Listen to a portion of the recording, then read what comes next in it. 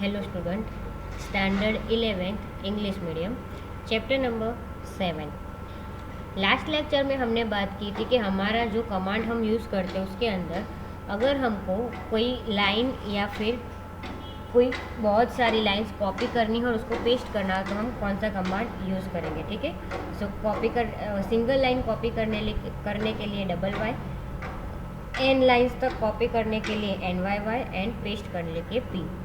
Then after अब हम बात करेंगे searching and replacing text. Searching for content and replacing is the another common operation perform by users. The Vim editor allows us to use special commands to search text or a regular expression within the file. We can also substitute a word in place of another using command. Table number 7.7 lists various commands that are useful to performing search or replace operation within a file. Means यहाँ पे आपको बहुत सारी command दिए गए हैं जिसका use हम कहाँ पे और कैसे करना है वो आपको यहाँ पे बताया गया है। अभी हम सिर्फ बात करेंगे यहाँ पे ये कमांड की, s old string, new string and g. ठीक है, तो यहाँ पे substitute new string for all the occurrence the old string in the current line. और यहाँ पे जो है %s करोगे तो यहाँ पे पूरा जो फाइल है वो फाइल के अंदर यहाँ पे आपका नाम चेंज हो जाएगा। ठीक है, सो अब हम यहाँ पे बात करेंगे कि हमारी जो फाइल है वो फाइल के अंदर अगर यहाँ पे आपको बताया गया है, so let us try to use some of this commands in the file about Gandhi ji. Means about Gandhi ji वाली जो फाइल है उसके अंदर हम ये कमांड का यूज़ करेंगे। So assume that we wanted to replace all the occurrence of the word Gandhi with word Gandhi ji. Means हमारी जो फाइल है उसके अंदर जहाँ पे भी वर्ड गांधी आता है वहाँ पे हम गांधी की जगह गांधी जी करेंगे। To perform this operation we need to first open the file using the command vi about Gandhi ji, then go to the last line mode by pressing the escape key and execute the command given below। Means यहाँ पे हम क्या करेंगे, file open करेंगे terminal को open करके। सो हमारा terminal यहाँ पे ओपन हो गया, उसके अंदर हम यहाँ पे फाइल ओपन करेंगे about_गांधी जी एंड एंटर देंगे। सो यहाँ पे हमारी फाइल ओपन हो गई। अभी हमको क्या करना है, गांधी की जगह गांधी जी लिखना है। सो यहाँ पे मैंने ऑलरेडी ये गांधी की जगह गांधी जी कर दिया है, लेकिन वैसे ही यहाँ पे गांधी रह गया है, उसकी जगह पे हम लोग गांधी जी लिखेंगे। सो यहाँ पे आपको क्या करना है कि एस्केप की प्रेस करके कॉलन प्रेस करना है, तो आपका कर्सर यहाँ पे लास्ट लाइन मोड में आ जाएगा। लास्ट लाइन मोड में आ जाने के बाद यहाँ पे हम लिखेंगे %s। %s का मतलब क्या है कि हम जो भी चेंजेस करेंगे वो पूरे डॉक्यूमेंट में होगा। ठीक है, सो यहाँ पे हम गांधी लिखते हैं क्योंकि हमारा जो यहाँ पे गांधी है वो स्मॉल में है। सो %s/ गांधी और यहाँ पे हम लिखते हैं गांधी की जगह गांधी जी। ध्यान रखना यहाँ पे खास कि यहाँ पे जी स्मॉल है और गांधी लिखा है, और यहाँ पे मैंने जो स्ट्रिंग चेंज करनी है वहाँ पे कैपिटल जी और गांधी जी लिखा है, तो स्लैश करके जी और यहाँ पे एंटर देते हो। तो यहाँ पे देखो गांधी की जगह गांधी जी हो गया। ठीक है, सो यहाँ पे ये जो %s का मतलब क्या होता है कि पूरा होल डॉक्यूमेंट में जो भी आप चेंज करोगे वो होगा। यहाँ पे ये ओल्ड स्ट्रिंग है, मीन्स गांधी की जगह हमको न्यू स्ट्रिंग करनी है गांधी जी। और जी का मतलब क्या है, जी का मतलब यहाँ पे आपको बताया गया है कि the option G indicates that we have to substitute all the occurrence of the term Gandhi with the term Gandhi ji in whole file.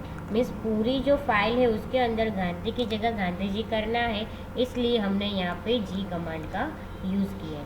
सो यहाँ पे आपको बताया गया कि here %s indicates we are trying to replace a string. Means %s है यानी string के लिए, तो यहाँ पे उसका मतलब क्या होता है कि हम यहाँ पे स्ट्रिंग के ऊपर कोई परफॉर्म करना चाहते हैं। ठीक है, सो यहाँ पे आपको बोला कि गांधी की जगह आपको क्या करना है, गांधी जी। तो ऑप्शन जी हमने यहाँ पे बात की उसी हिसाब से कि ऑप्शन जी का मतलब क्या होता है कि it substitute all the occurrence of the term Gandhi with the term Gandhi ji in whole form. पूरी जो फाइल है उसके अंदर गांधी की जगह गांधी जी हो जाएगा। The output of this command is shown in figure 7.5। तो यहाँ पे आपको बताया गया है और यहाँ पे भी आप देख सकते हो हमारी जो फाइल है उसके अंदर सारे चेंजेस हो गए। We need to save the file if we need this change to be reflected in it.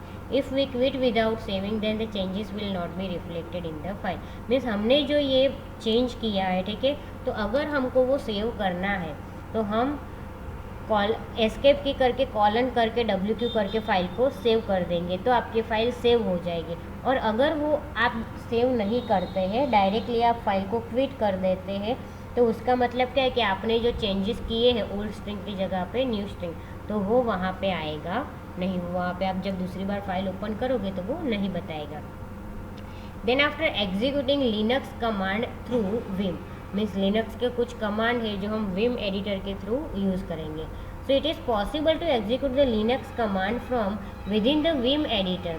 To execute any Linux command we need to type the explanation symbol before the command. Means जब हम Vim editor में Linux command use करते हैं तो command के आगे हमको compulsory explanation लगाना पड़ता है।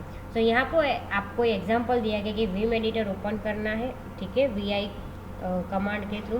देन आफ्टर आपको एस्केप की प्रेस करके कॉलन प्रेस करना है, तो आपका जो कर्सर है वो लास्ट लाइन मोड पे आ जाएगा। लास्ट लाइन मोड पे आ जाने के बाद आपको यहाँ पे एक्सप्लेनेशन PWD देना है और फिर एंटर देना है। सो यहाँ पे आपको बताया जाएगा, जब आप इधर लिखोगे तो आपको वहाँ पे आंसर क्या मिलेगा कि we will be able to see the current working directory. Means हम कौन सी डायरेक्टरी में वर्क कर रहे हैं। देखो यहाँ पे हमारी डायरेक्टरी है, इसको हम यहाँ से बाहर निकल जाएंगे। तो यहाँ पे आपकी डायरेक्टरी कौन सी है, होम, तो आपको आंसर वहाँ पे क्या मिलेगा, होम। देन आफ्टर यहाँ पे आपको बोला गया है कि similarly if you want to add the current date in the new line from the current cursor position within a file we may execute the following steps. Means अगर अब आपको क्या करना है कि आपकी जो फाइल है उसके अंदर आपको डेट ऐड करनी है, वो भी एक न्यू लाइन के अंदर। सो जहाँ पे भी आपका कर्सर होगा वो कर्सर के पोजीशन पे एक नई डेट ऐड हो जाएगी जब आप ये कमांड उसको फॉलो करोगे। तो फर्स्ट यहाँ पे विम एडिटर ओपन करने को बोला है आपको, तो VI कमांड देके आप VI एडिटर ओपन कर सकते हो। देन आफ्टर आपको एस्केप की प्रेस करके कॉलन प्रेस करना है एंड यहाँ पे टाइप करना है R एक्सप्लेनेशन डेट और फिर एंटर दे देना है। तो आपको वहाँ पे जो डेट है वो डेट वहाँ पे आपको मिल जाएगी। Then after shell script, so we show how a command can be executed from a command prompt as well as using the Vim editor. Both these mechanism allows us to execute commands one at a time.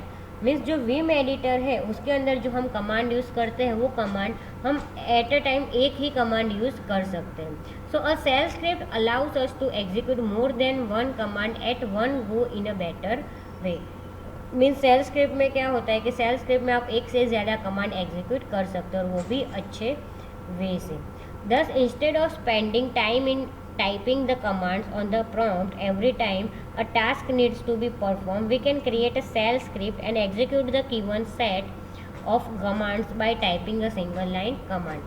Means हमको क्या करना है कि हम जितना भी time बर्बाद करते हैं जो हम VI एडिटर में command one by one type करते हैं, ठीक है, सो उसमें एवरी टाइम हमको कमांड टाइप करना होता है तो हमारा टाइम वहाँ पे वेस्ट होता है। जो टाइम वेस्ट ना हो उसके लिए हम यहाँ पे जो कमांड हम यूज़ करते हैं उसकी पूरी एक शेल स्क्रिप्ट बनाएंगे।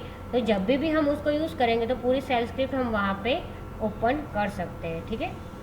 सो वन बाय वन हमको ऐसे जो कमांड है वो कमांड लिखने नहीं पड़ेंगे। Shell script can be defined as set of commands written in plain text file that performs a designated task in a control order. Shell scripts can be designed to be interactive. Such a script may accept input from the user and perform different tasks based on the input provided. Means shell script के अंदर क्या होता है कि जब आप ऐसे कोई कमांड यूज़ करते हो एज अ प्लेन टेक्स्ट, ठीक है, तो उसके अंदर क्या होता है कि जब आप उसको रन करोगे तब जो भी यूज़र है वो यूज़र के पास से इनपुट लेगा और उसके बाद उसका जो आउटपुट है वो आपको वहाँ पे बताएगा। Then after creating and executing a shell script, We can create a shell script using any text editor. As we have learned to work with the Vim editor, we will create scripts in it. Means हम shell script बना सकते हैं, ठीक है, कोई भी text editor में हम बना सकते हैं, लेकिन हमने यहाँ पे विम एडिटर यूज़ किया है, सो हम यहाँ पे जो हमारी स्क्रिप्टिंग होगी वो स्क्रिप्टिंग हम विम एडिटर के अंदर बनाएंगे। सो फर्स्ट स्क्रिप्ट आपकी है कि कोई जो यूज़र है, ठीक है, वो यूज़र का वेलकम करते हुए ऐसे कोई आपको शेल स्क्रिप्ट लिखनी है, ठीक है। सो जो वो फाइल है वो हम इसके बाद के जो लेक्चर में आएंगे उसमें प्रैक्टिकल करेंगे। अभी सिर्फ इतना ध्यान रखो कि आप जो भी शेल स्क्रिप्ट फाइल बना रहे हो तो वो शेल स्क्रिप्ट फाइल के पीछे .sh एक्सटेंशन आपको लगाना रहेगा। फाइल का नेम आप कुछ भी लो, स्क्रिप्ट 1 लो, स्क्रिप्ट 2 लो, स्क्रिप्ट 3 लो, लेकिन उसके पीछे .sh लगाना कंपलसरी है। यहाँ पे ध्यान पे सुनो, script 1 .sh, script 2 .sh, script 3 .sh, ऐसे आप जितनी भी फाइल बना वो सारी फाइल के पीछे .sh एक्सटेंशन आना चाहिए, ठीक है। सो आज के लेक्चर में इतना ही, बाकी का हम नेक्स्ट लेक्चर में देखेंगे।